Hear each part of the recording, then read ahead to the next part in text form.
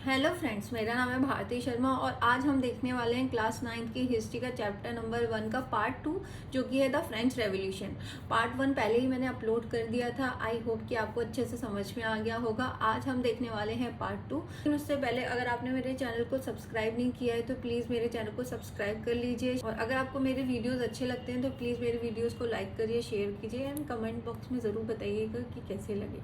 चलो स्टार्ट करते हैं आज का topic. France becomes a constitutional monarchy. तो फ्रांस कैसे कॉन्स्टिट्यूशनल मोनार्क बना, वो सारी चीज़ें हमने देख ली थी। हमने देख लिया कि किस तरीके से फ्रांस में 1789 में रेवोल्यूशन हुआ था और किस किस तरीके से घटनाएं वहाँ पे घटी थी। तो चलो हम देखते हैं कि कॉन्स्टिट्यूशनल मोनार्क जब बनता है तब क्या होता है France. The national assembly completed the draft of the constitution in 1791 which main object was to limit the power of the monarch। तो नेशनल असेंबली जो है कॉन्स्टिट्यूशन का ड्राफ्ट तैयार कर लेती है 1791 में, जिसका जो मेन ऑब्जेक्ट था, उद्देश्य ये था कि मोनार्क की मतलब राजा की जो पावर है उसको लिमिट करना है। The power were now separated and assigned to different institutions. अब पावर को क्या है, सेपरेट कर दिया था और अलग अलग इंस्टीट्यूशंस में बांट दिया गया था, जैसे कि लेजिस्लेचर में, एग्जीक्यूटिव में और जुडिशरी में। Which made France a constitution monarchy, जो कि फ्रांस को कॉन्स्टिट्यूशन मोनार्की बनाते हैं। The constitution of 1791 gave the power of making laws in the hands of national assembly which was indirectly elected. The constitution of 1791 जो constitution था 1791 का, उसने ये जो पावर है लॉज को बनाने की, वो नेशनल असेंबली को दी गई थी, जो कि कैसे बनी थी, इनडायरेक्टली इलेक्टेड पर्सन की वो बनी हुई थी। The national assembly was elected by a group of electors which were chosen by active citizen. जो नेशनल असेंबली है वो इलेक्ट की गई थी अ ग्रुप ऑफ इलेक्टर्स के द्वारा, मतलब सारे लोगों ने उसके लिए वोटिंग नहीं की थी, कुछ लोगों ने की थी। विच वर चूजन बाई एक्टिव सिटीजन, जिनको चूज किया था एक्टिव सिटीजन्स ने। Clear. Active citizen comprises of only man above 25 years of age who paid taxes equal to at least 3 days of a labours wages. तो एक्टिव सिटीजन उन्हें बोला जाता था, उन मैन को बोला जाता था जिनकी एज 25 साल थी, 25 ईयर्स थी, जो कि टैक्सेस पे करते थे 3 डेज की वेजेस के बराबर। ठीक है, लेबर की वेजेस के बराबर वो टैक्स देते थे। The remaining man and all women were classed as passive citizen who had no voting rights. इसके अलावा जो मैन थे और वुमेन थी उनको पैसिव सिटीजन की कैटेगरी में रखा गया था, उनके पास कोई वोटिंग का राइट नहीं होता था। तो हम ये बोल सकते हैं कि वोटिंग का राइट्स उन लोगों को था जिनके पास प्रॉपर्टी ओइंग मैन थे या जो अच्छा खासा कमाते थे, उन लोगों के पास था। गरीबों के पास और वुमेन के पास वोटिंग का राइट नहीं होता था। उन्हें किस कैटेगरी में रखा जाता था, पैसिव सिटीजन की कैटेगरी में रखा जाता था। तो यहाँ पे जो नेशनल असेंबली किस तरीके से इलेक्ट होती थी और कैसा कॉन्स्टिट्यूशन जो है कैसे नेशनल असेंबली को इलेक्ट किया जाता था और किस तरीके से वो काम कर रही थी, उसके बारे में बताया गया है। यहाँ पे जो है 3 पार्ट्स में पावर को डिवाइड किया गया था, जुडिशरी, एग्जीक्यूटिव और लेजिस्लेटिव जो है। ठीक है, तो सबसे पहले क्या होता था, पैसिव सिटीजन बता दिया, जिनके पास वोटिंग राइट नहीं था। ये about 3 million man of women, children and youth थे जिनकी एज या तो 25 साल के नीचे थी या फिर उनके पास प्रॉपर्टी नहीं थी या वो इतना कमाते नहीं थे, वो पैसिव सिटीजन की कैटेगरी में आते थे। फिर उसके ऊपर आते थे एक्टिव सिटीजन, जिनको राइट था वोट देने का, और इनकी जो पॉपुलेशन थी वो नंबर्स में था 4 मिलियन। ठीक है, 4 million of a population of 28 million, मतलब 28 मिलियन पॉपुलेशन है तो उसमें से 4 मिलियन जो पीपल थे सिर्फ वही वोट कर सकते थे। तो ये जो एक्टिव सिटीजन्स थे ये वोट करते थे और इलेक्टर्स को चुनते थे, जो कि थे 50,000 मैन होते थे। फिर ये 50,000 जो मैन है वो वोट करते थे और नेशनल असेंबली को इलेक्ट करते थे, जिसमें 745 मेंबर्स होते थे। क्लियर। जो नेशनल असेंबली थी उसी को क्या बोलते थे, लेजिस्लेचर बोलते थे। नेशनल असेंबली जो है कंट्रोल करती थी किंग पे। ठीक है, जो कि क्या था, एग्जीक्यूटिव की कैटेगरी में रखा गया था। तो राजा जो है अपनी मर्जी से कुछ नहीं कर सकता था, उसको देखने के लिए कौन था, नेशनल असेंबली होती थी। साथ में नेशनल असेंबली जो है कंट्रोल करती थी, जो मिनिस्टर्स होते थे उन पे भी कंट्रोल किसका होता था, नेशनल असेंबली का होता था। क्लियर। और जो एक्टिव सिटीजन्स हैं वो जुडिशरी, जजेस को भी वोटिंग के थ्रू ही क्या करते थे, इलेक्ट करते थे। ठीक है, और किंग के पास पावर होती थी वीटो की। ठीक है, कि अगर उसे कोई चीज़ नहीं पसंद आती है तो वो नेशनल असेंबली को मना भी कर सकता था। इससे हमें इतना समझ में आ रहा है ना कि किस तरीके से पावर को क्या किया जा रहा था, राजा की पावर को लिमिटेड किया जा रहा था कि अब उसके पास ज़्यादा राइट नहीं थे, उसके पास सिर्फ क्या था, वीटो का पावर हुआ करता था, इसके अलावा कुछ नहीं। नेशनल असेंबली जो है किंग को भी कंट्रोल कर रही थी और मिनिस्टर्स को भी कर रही थी। और कैसे चुनी जा रही थी नेशनल असेंबली, आई होप कि आपको समझ में आ गया होगा। Clear. France constitution at that time, तो फ्रांस का कॉन्स्टिट्यूशन उस टाइम पे कैसा था? The constitution began with the declaration of the rights of man and citizen. तो कॉन्स्टिट्यूशन की जो स्टार्टिंग है, जो बिगेन होता है, वो declaration of the rights of man and citizen से होता है। मतलब मैन के क्या क्या राइट्स होंगे, सिटीजन के को क्या क्या राइट मिले हुए हैं, इससे कॉन्स्टिट्यूशन स्टार्ट होता था। Rights such as right to life, ठीक है, ये सारे राइट मिले हुए थे लोगों को। Freedom of speech, freedom of opinion, equality before law were given to each human being by birth and could not be taken away. ठीक है, तो इन राइट्स में ये था कि राइट टू लाइफ है, आपको जीने का अधिकार है, आपको अपनी बात रखने का अधिकार है, आप अपनी ओपिनियन दे सकते हैं। इक्वेलिटी है लॉ से पहले, जैसे कि हमने देखा था कि सोसाइटी 3 पार्ट्स में डिवाइडेड थी, फर्स्ट स्टेज, सेकंड स्टेज और थर्ड स्टेज। तो थर्ड स्टेज वालों के साथ क्या, मतलब सारे जो टैक्सेस हैं उन्हीं को देने होते थे।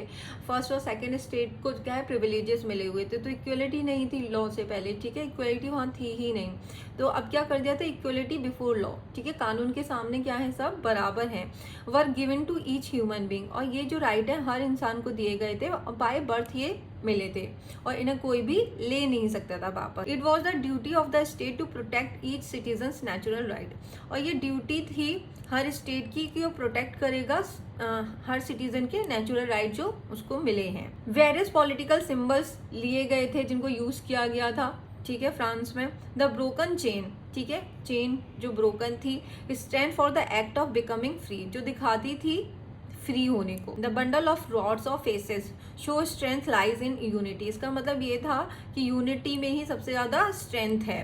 The eye within a triangle radiating light, the all seeing eye stand for knowledge, ठीक है, तो ये क्या है, नॉलेज सबसे ज्यादा जरूरी है।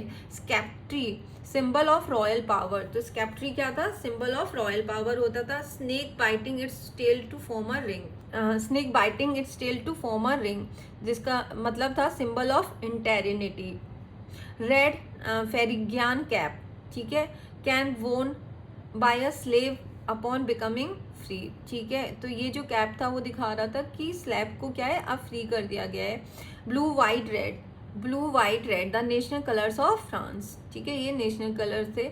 The winged woman personification of the law, तो ये क्या थी, जो कानून को दिखा रही थी। The law is the same for all and all are equal before it, तो लॉ क्या है, सबके लिए समान है और समान लॉ के सामने क्या है, सब समान है। नेक्स्ट है France abolish monarchy and become a republic, तो फ्रांस क्या करता है, मोनार्की सिस्टम को कैसे खत्म करता है और कैसे रिपब्लिक बनता है। अभी तक हमने ये देखा कि फ्रांस क्या है, कॉन्स्टिट्यूशनल मोनार्क बना था, मतलब राजा था लेकिन वो काम किसके बेसिस पे कर रहा था, कॉन्स्टिट्यूशन के बेसिस पे कर रहा था। ऐसा नहीं था कि मोनार्की एकदम खत्म हो गई थी, लेकिन अब ऐसा टाइम आ जाता है कि मोनार्की को कंप्लीटली एबॉलिश कर दिया जाता है, खत्म कर दिया जाता है और उसकी जगह पे फ्रांस अब क्या बन जाता है, रिपब्लिक बन जाता है। Louis 16 had signed the constitution but he enter into secret negotiation with the king of Prussia, तो जो लुई 16 था ना, वो इस चीज़ के लिए तो राजी हो जाता है कि कॉन्स्टिट्यूशन पे साइन कर देता है कि हाँ आप जो है हम पे कंट्रोल करेंगे और मैं अपनी मनमर्जी नहीं करूँगा, बट सीक्रेटली वो क्या है, नेगोशिएट कर रहा होता है, मतलब प्लानिंग कर रहा होता है किंग ऑफ प्रुशिया के साथ कि कैसे मुझे फिर से पावर मिल सकती है। Rulers of other neighbouring countries too were worried by the developments in the France and made plans to send troops to stop the revolutionary events taking place. जो रूलर्स थे फ्रांस के नेबरिंग कंट्रीज में, उनको उन्हें इस चीज़ की चिंता हो रही थी कि जैसे फ्रांस में डेवलपमेंट हो रहा है, मोनार्की खत्म हो रही है, डेमोक्रेसी आ रही है, वैसे ऐसा ना हो कि हमारे यहाँ पे भी यही सिस्टम शुरू हो जाए कि हमारा भी गद्दी छिन जाए, हमारा भी रूल खत्म हो जाए, ठीक है। तो जो है प्लानिंग कर रहे थे कि कैसे हम ट्रूप्स को, पुलिस को भेज सकते हैं और ये जो रेवोल्यूशनरी इवेंट्स हैं इनको बंद कर सकते हैं। Before this could happen the national assembly voted in April 1792 to declare war against Prussia and Austria, लेकिन उससे पहले अभी तक क्या थे, जो राजा वगैरह थे फ्रांस के या लुई 16 के जान पहचान के, तो वो तो प्लानिंग कर रहे थे कि हम इन कॉन्स्टिट्यूशन को ही उखाड़ के फेंक देंगे और फिर से अपनी पावर जो स्टैब्लिश कर देंगे। लेकिन उससे पहले ही जो नेशनल असेंबली है वो वोट करती है अप्रैल 1792 में और डिक्लेयर कर देती है कि वो जो है वॉर लड़ेगी प्रुशिया और ऑस्ट्रिया के साथ, ठीक है। मतलब जो पूरी तरीके से प्लानिंग कर रहे थे कि हम फ्रांस से कॉन्स्टिट्यूशन ही खत्म कर देंगे, अब जो नेशनल असेंबली असेंबली है वो वोटिंग के थ्रू क्या है डिक्लेयर कर देती कि हम वॉर करेंगे प्रूशिया और ऑस्ट्रिया के साथ। Thousands of volunteer join the army from the provincial to join the army. ठीक है, बहुत सारे वॉलंटियर्स जो है आर्मी को ज्वाइन कर लेते हैं। People saw this war as a war of the people against king and aristocracies all over Europe. लोग इस वॉर को इस तरीके से देख रहे थे कि ये जो लड़ाई है लोगों की राजा के खिलाफ है और अरिस्टोक्रेसीज जो है मतलब जो अपनी निरंकुशता चलाते थे, अपनी मनमानी करते थे पूरे यूरोप में, उनके खिलाफ है। The patriotic song Marseillaise compose by the poet Rouget de Lisle. ठीक है, द पैट्री एक सॉन्ग जो है वो गाया गया फ्रांस में, मर्सिलेस जिसका नाम था, जिसको बनाया जो कंपोज किया था वो किया था पोइट रॉगेट डी लेस्ले ने। Was sung for the first time by volunteers from Marseilles, और ये पहली बार गाया गया था वॉलंटियर्स के द्वारा मर्सिलेस में। As they march into Paris which is now the national anthem of France. जब वो मार्च कर रहे थे पेरिस की तरफ, इसको मर्सिलेस को क्या बना दिया गया, नेशनल एंथम बना दिया गया France. The revolution wars brought losses and economic difficulties to the people. अब ये जो रेवोल्यूशनरी वॉर्स थी ना, ऐसा नहीं है कि ये इतनी आसान होती हैं। ठीक है, इसकी वजह से बहुत सारी इकोनॉमिक डिफिकल्टीज लोगों को फेस करनी पड़ रही थी। The Constitution of 1791 gave political rights only to the richer section of society। जो कॉन्स्टिट्यूशन था 1791 का, उसने जो पॉलिटिकल राइट्स हैं सिर्फ रिचर सेक्शन को दिए थे सोसाइटी के। ठीक है, गरीबों के पास तो अभी भी कोई राइट नहीं हुआ करता था। Political clubs were established by the people who wish to discuss government policies and plan their own forms of action. तो पॉलिटिकल क्लब्स बनने लगे थे। तो political clubs were established by the people, तो पॉलिटिकल क्लब्स बनाए जा रहे थे लोगों के द्वारा who wish to discuss government policy, जो कि गवर्नमेंट के कामों को डिस्कस करते थे and plan their own forms of action, और वो किस तरीके से एक्शन ले सकते हैं गवर्नमेंट के कामों के खिलाफ, या किस तरीके से उन्हें रिएक्ट करना चाहिए कि गवर्नमेंट क्या कर रही है। सिर्फ अमीर सेक्शन को ही सारे पॉलिटिकल राइट्स हैं, गरीबों को है ही नहीं। ठीक है, तो इस बात की चर्चा हुआ करती थी पॉलिटिकल क्लब्स में। The most successful of these clubs was that of the Jacobin club. इन सारे क्लब्स में सबसे ज्यादा जो सक्सेसफुल क्लब था वो था Jacobin club. The member of the Jacobin club belonged mainly to the less prosperous section of society such as small shopkeepers, artisans as well as servants and daily wage workers. Their leaders was Maximilian Robespierre. ठीक है, तो ये जो members थे Jacobian clubs के, वो mainly जो है लेस प्रॉस्पेरियस मतलब गरीब लोगों का था, जो कि स्मॉल शॉपकीपर्स थे या आर्टिसंस थे या सर्वेंट्स थे या डेली वेजेस पे जो वर्कर्स काम करते थे, उनका ये क्लब हुआ करता था। और जैकोबियन क्लब का जो लीडर था वो था Maximilian Robespierre. Jacobians start wearing long striped trouser and came to be known as the sans cloties। ठीक है, जैकोबियन जो लोग थे उन्होंने लॉन्ग स्ट्रिप्ड ट्राउजर को पहनना शुरू कर दिया था और उनको क्या बोला जाता था, सैंस क्लोटिन्स उन्हें बोला जाता था, literally meaning those without knee breaches. और in the summer of 1792, the Jacobian planned a revolt of a large number of the people of Paris who were angered by the short supplies and high prices of food। तो summer का, गर्मियों का time था 1792 में, तो Jacobian plan करते हैं कि वो एक रिवोल्ट करेंगे जिसमें बहुत सारे लोग शामिल थे और वो बहुत ज़्यादा नाराज थे। फूड के जो प्राइसेस थे वो काफ़ी ज़्यादा बढ़ गए थे। On August 10 they stormed the palace of the Tuileries, massacred the king's guards and held the king himself as hostage for several hours। ठीक है, तो अगस्त 10 में वो क्या करते हैं कि पैलेस ऑफ ट्यूलिस मतलब जो महल था ट्यूलिस का उसको तोड़ देते हैं। मैस्कर द किंग्स गार्ड, राजा का जो गार्ड था उसको मार देते हैं। Held the king himself as hostage of several, और राजा को बंदी बना लेते हैं काफी घंटों के लिए। Later the assembly voted to imprison the royal family, elections were held. इसके बाद जो असेंबली है वो वोट करती है और रॉयल फैमिली को क्या है, जेल में डाल दिया जाता है। From now on all man of 21 years above regardless of wealth got the right to vote. उसके बाद 21 ईयर्स के आप हैं, चाहे आप गरीब हैं अमीर हैं, सबको वोटिंग का राइट मिल जाता है। The newly elected assembly was called the convention. जो न्यूली इलेक्टेड असेंबली थी उसको कन्वेंशन के नाम से बुलाया जाता था। On 21 September 1792 it abolish the monarchy and declare France a republic. तो 21 सितंबर 1792 को मोनार्की को पूरी तरीके से एबॉलिश खत्म कर दिया जाता है और फ्रांस को रिपब्लिक डिक्लेयर कर दिया जाता है। Louis 16 was sentence to death by a court on the charge of treason. तो लुई 16 को देशद्रोह का उस पर मुकदमा चलाया जाता है जिसमें उसको डेथ की पेनल्टी लगा दी जाती है। The queen Marie Antoinette met with the same fate shortly after. उसके बाद मैरी एंटोनेट जो थी, जो रानी थी, उसको भी कुछ टाइम में सजा दे दी जाती है और उसको भी मार दिया जाता है। द रीजन ऑफ टेरर, अब ये क्या था? The period from 1793 to 1794 is referred to as the reign of terror as Robespierre followed a policy of severe control and punishment। ये जो टाइम होता है 1793 का और 1794 का, इसको रीजन ऑफ टेरर के नाम से जाना जाता है।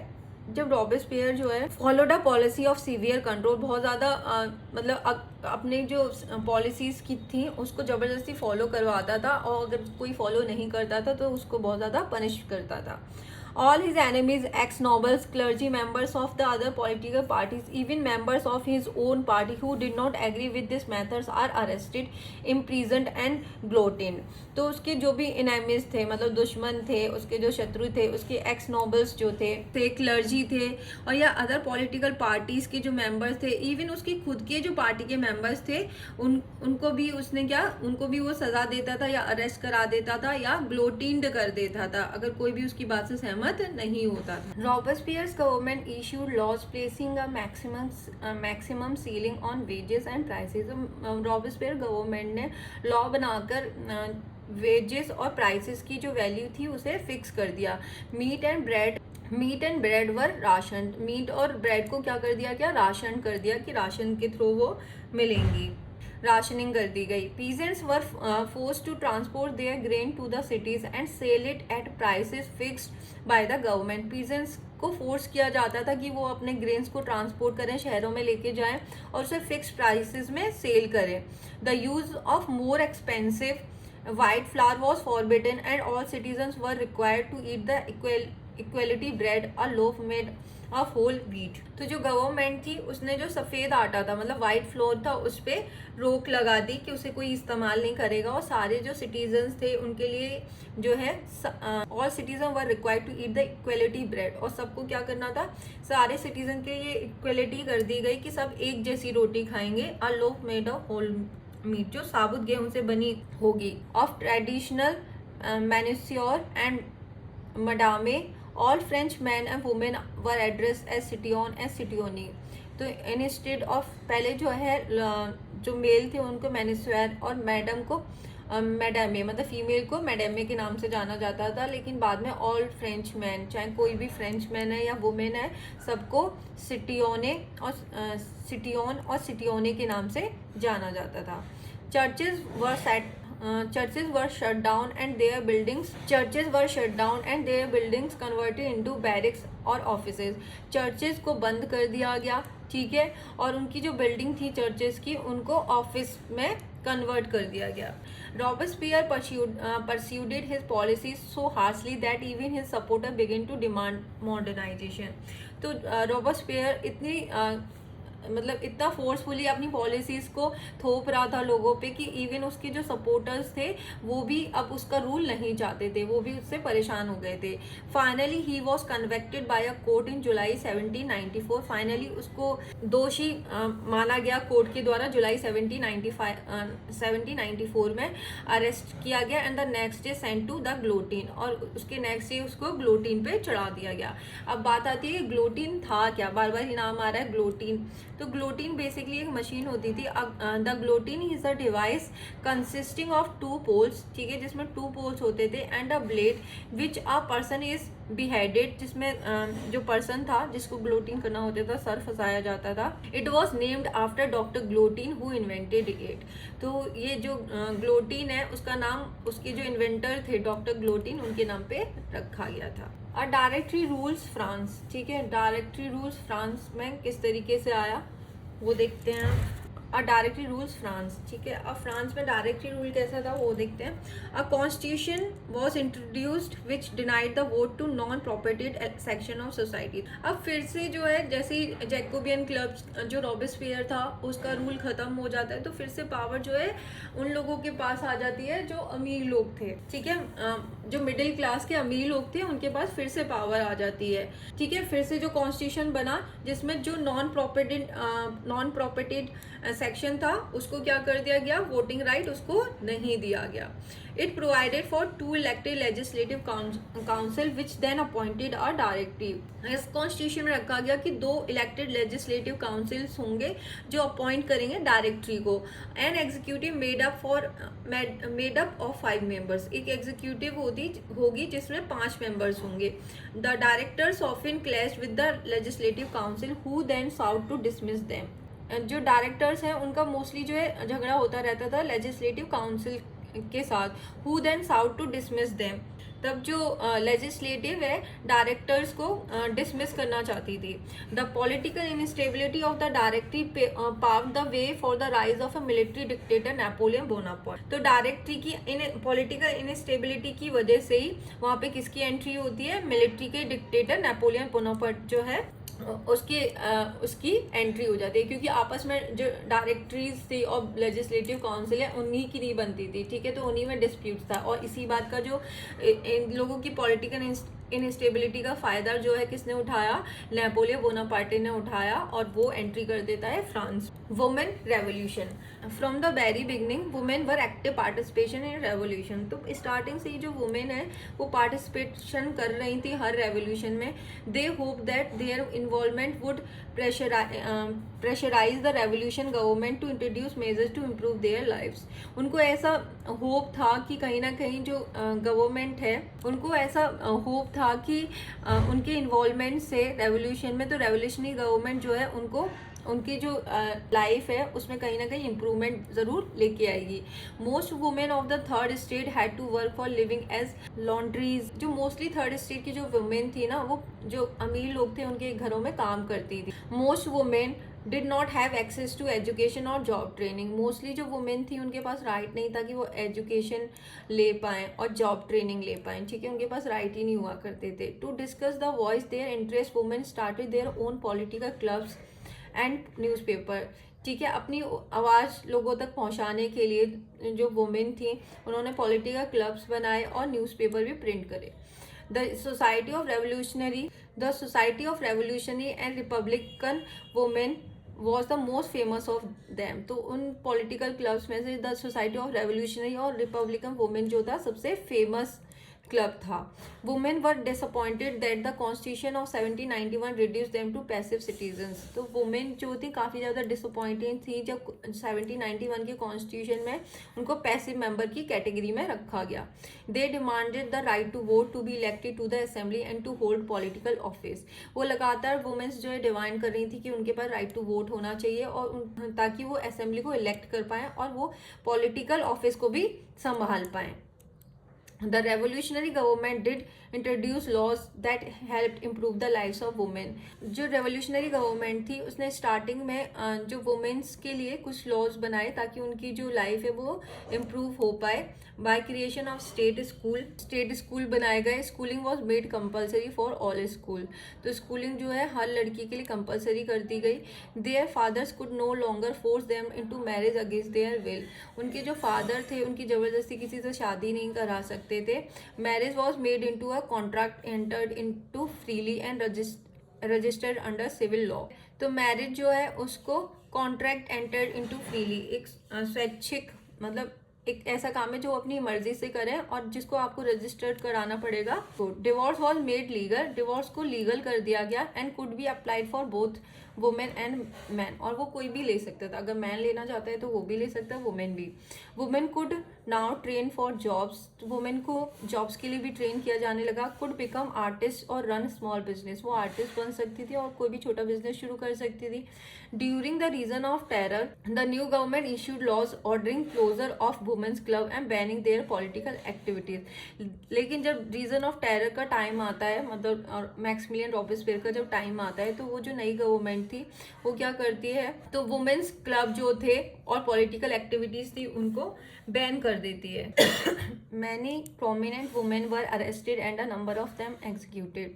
बहुत सारी जो वुमेन्स थी उनको अरेस्ट कर लिया गया और बहुत सारे को एग्जीक्यूट फांसी पे चढ़ा दिया गया। It was finally in 1946 the women in France won the right to vote. तो 1946 में वुमेन को फ्रांस में राइट टू वोट का अधिकार मिला। सोचो कितना टाइम लगा। The evolution of slavery, slavery को कैसे खत्म किया गया। The unwillingness of Europeans to go and work in the colonies in the Caribbean, which were important suppliers of commodities such as tobacco, indigo, sugar and coffee, created a shortage of labor on the plantation. Thus the slave trade began in the 17th century. European थे ना, basically वो Caribbean colonies थी ना, वहाँ पे नहीं जाना चाहते थे। और कैरेबियन कॉलोनीज वो सप्लायर्स थे जो तंबाकू, इंडिगो, शुगर और कॉफ़ी का सप्लाई करते थे। अब उनके पास जो लेबर नहीं थी, जिसकी वजह से क्या हो जाता है, शॉर्टेज हो जाती है कमोडिटीज़ की, इन चीज़ों की, क्योंकि प्लांटेशन के लिए लेबर चाहिए होते हैं और यूरोपियंस जाना नहीं चाहते थे कैरेबियन कॉलोनीज में। Thus the slave trade begin the 17th century. और यहीं से शुरुआत होती है 17th सेंचुरी में स्लेव्स की, कि लोगों को खरीदेंगे और उनको काम करवाएंगे। The French merchant sailed from their ports to the African coast where they brought slaves from local chieftains. France के जो मर्चेंट थे वो क्या करते थे, शिप के थ्रू जाते थे अफ्रीकन कोस्ट पे और वहाँ से लोकल चीफ्टेन्स, मतलब जो सरदार होते हैं, जो दलाल होते हैं, उनसे स्लेव्स को खरीदा करते थे। Branded and shackled the slaves were packed tightly into ships for the 3-month long voyage across the Atlantic to the Caribbean. वहाँ से स्लेव्स मतलब जो दास है उन्हें खरीदा जाता था, फिर उसके बाद उन पर स्टैंप लगाया जाता था और उन्हें हथकड़ियाँ डाल के शिप में भर दिया जाता था 3-4 महीने के लिए, ठीक है। और वहाँ से वो कैरेबिया जाते थे। They were sold to plantation owners, और वहाँ पे जाके उन्हें प्लांटेशन ओनर्स को सेल कर दिया जाता था। The exploitation of slave labour made it possible to meet the growing demand in European markets for sugar, coffee and indigo. ये जो एक्सप्लॉयटेशन था स्लेव लेबर का, ये इसी वजह से पॉसिबल हो पाया था क्योंकि लगातार यूरोपियन मार्केट में शुगर, कॉफ़ी और इंडिगो की जो है डिमांड बढ़ रही थी, और इनकी डिमांड बढ़ने से क्या है, लेबर की ज़रूरत पड़ रही थी। तो इस तरीके से क्या हो रहा था, स्लेवरी को बढ़ावा मिल रहा था। Port cities like Bordeaux and Nantes owed their economic prosperity to the flourish slave trade. जो पोर्ट सिटीज़ हैं जैसे बोर्डेक्स है और नेंटिस जो है, इकोनॉमिक प्रॉस्पेरिटी मतलब अमीर इसीलिए बन पाए क्योंकि वो क्या कर रहे थे, स्लेव का ट्रेड, दासों का व्यापार किया करते थे। दासों के व्यापार से जो बोर्डेक्स है और नेंटिस है उन्होंने काफ़ी ज़्यादा पैसा कमा लिया था। The national Assembly held long debates for about whether the right of man should be extend to all French subjects including those in the colonies. तो नेशनल असेंबली जो है, तो जो नेशनल असेंबली है उसमें एक लंबी डिबेट होती है कि जो राइट्स ऑफ मैन है उन्हें फ्रांस के लोगों के अलावा उन लोगों को भी दिया जाना चाहिए या नहीं जो वहाँ पे प्रजा के रूप में रह रहे हैं। But it not pass any law, लेकिन इसके ऊपर कोई लॉ पास नहीं किया गया। Fearing opposition from business man whose income depend on the slave trade, ठीक है। उन्हें डर था कि जो बिजनेस मैन है वो कहीं ना कहीं उनसे नाराज ना हो जाए, जिसकी वजह से जो नेशनल असेंबली है उसकी इनकम इफेक्ट हो जाए, ठीक है। Jacobian regime in 1794 abolish slavery in the French colonies. तो जैकोबियन रिजाइम का जब टाइम था, जैकोबियन गवर्नमेंट जब आई थी 1794 में, तो उस टाइम पे स्लेवरी को पूरी तरीके से ख़त्म कर दिया गया था फ्रांस की कॉलोनीज से। However 10 years later Napoleon reintroduce slavery. उसके 10 साल बाद नेपोलियन ने फिर से स्लेवरी को री इंट्रोड्यूस कर दिया। Slavery was finally abolish in France colonies इन 1848। तो स्लेवरी को फाइनली खत्म कर दिया गया 1848 में। The revolution and the everyday life, ठीक है। तो रेवोल्यूशन और रोजाना की जिंदगी, एवरीडे लाइफ कैसी थी। After the storming of Bastille in the summer of 1789 was the evolution of censorship, ठीक है। तो जब बेस्टाइल को तोड़ दिया जाता है 1789 में, तो उसके बाद सेंसरशिप भी क्या है, खत्म हो जाती है। The declaration of the right of man and citizen proclaimed freedom of speech and expression to be natural right. एक डिक्लेरेशन आता है राइट ऑफ मैन का, जिसमें हर सिटीजन के पास क्या था, freedom freedom of speech and expression था, जो कि लोगों का नेचुरल राइट होता है। Newspaper, pamphlets, books and printed pictures flooded the towns of France, from where they traveled rapidly into the countryside and described and discussion the events and change taking place in France। तो जैसे ही monarchy का system खत्म हो जाता है, वैसे newspaper, pamphlet, books और printed pictures की बहुत ज़्यादा प्रिंट होने लग जाते हैं टाउन्स में, फ्रांस के टाउन्स में बहुत ज़्यादा, और टाउन से वो निकल के कहाँ कंट्री साइड गाँव में भी फैल जाते हैं, और लोगों के बीच में ये चर्चा का विषय बन जाता है कि किस तरीके से इवेंट्स हुए थे फ्रांस में। Plays, songs, and festive procession attracted large numbers of people, which are one way they could grasp and identify the ideas such as liberty of justice। Play, songs and festive procession के प्रति जो लोग थे बहुत ज़्यादा attract हो रहे थे, और उन्हें कहीं ना कहीं वो आइडेंटिफाई कर पा रहे थे जो आइडिया था लिबर्टी और जस्टिस का, क्योंकि हर कोई तो पढ़ा लिखा होता नहीं था जो पढ़ सकता था। तो प्ले, सॉन्ग्स और फेस्टिव प्रोसेशन के थ्रू ही लोगों को बताया जा रहा था कि किस किस तरीके से घटनाएं घटी थी। Rise of Napoleon Bonaparte. After the end of Reign of Terror, directly created political instability। Reign of Terror जो है खत्म होता है, डायरेक्टरी का रूल आ जाता है, जिससे पॉलिटिकल इनस्टेबिलिटी हमें फ्रांस में देखने को मिल जाती है। इन 1804 Napoleon Bonaparte crowned himself imperial of France, और इसी बात का फायदा उठा के नेपोलियन बोनापार्टे जो है 1804 में खुद को इंपीरियर ऑफ फ्रांस घोषित कर देता है। He conquered many neighbouring countries like countries and placed members of his family on the crown.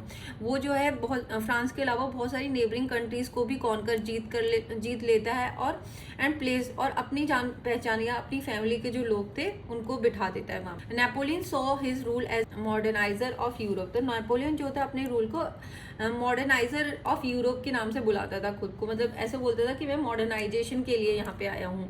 He introduce many laws such as protection of private property. तो नेपोलियन बहुत सारे लॉज लेके आया था, जैसे private property, right to private property and a uniform system of weight and measure. Decimal system पर based weight और measure system लेके आया नेपोलियन, और उसके अलावा राइट टू प्रॉपर्टी भी लेके आया। Initially many welcome people as the liberator who would bring freedom for the people, but soon the Napoleon armies came to be viewed everywhere as an invading force। Initially लोगों को लग रहा था कि ये क्या है, एज अ लिबरेटर है, एक हमें फ्रीडम दिलाएगा कहीं ना कहीं, बट नेपोलियन आर्मी जो है जैसे जैसे पर धीरे धीरे नेपोलियन आर्मी को लोग क्या है हमलावर समझने लग गए। He was finally defeated at Waterloo in 1815। तो फाइनली जो है नेपोलियन वाटरलू की वॉर में हार जाता है इन 1850। Legacy of the French. तो लीगेसी क्या आती है फ्रेंच रेवोल्यूशन की? द आइडिया ऑफ लिबर्टी, ठीक है, जो आइडिया था लिबर्टी का और डेमोक्रेटिक राइट्स का, वो सबसे इम्पोर्टेंट लिगेसी थी फ्रेंच रेवोल्यूशन की, मतलब सबसे बड़ी विरासत थी जो हमें फ्रांस से देखने को मिलती है। क्या क्या? आइडियाज ऑफ लिबर्टी, मतलब लिबर्टी का आइडिया और डेमोक्रेटिक राइट जो है वो हमें देखने को मिलते हैं फ्रेंच रेवोल्यूशन से। These spread from France to the rest of Europe. और यही जो आइडियाज हैं फ्रांस से पूरे यूरोप में फैल जाते हैं during 19th century, where feudal system were abolished. ठीक है, और इन सारे आइडियाज की वजह से ही यूरोप से फ्यूडल सिस्टम क्या है खत्म हो जाता है। इसके बाद ये जो आइडिया था लिबर्टी और डेमोक्रेटिक राइट्स का, इसको जो यूज है इंडियन रेवोल्यूशनरीज ने भी अपने स्ट्रगल में यूज किया था।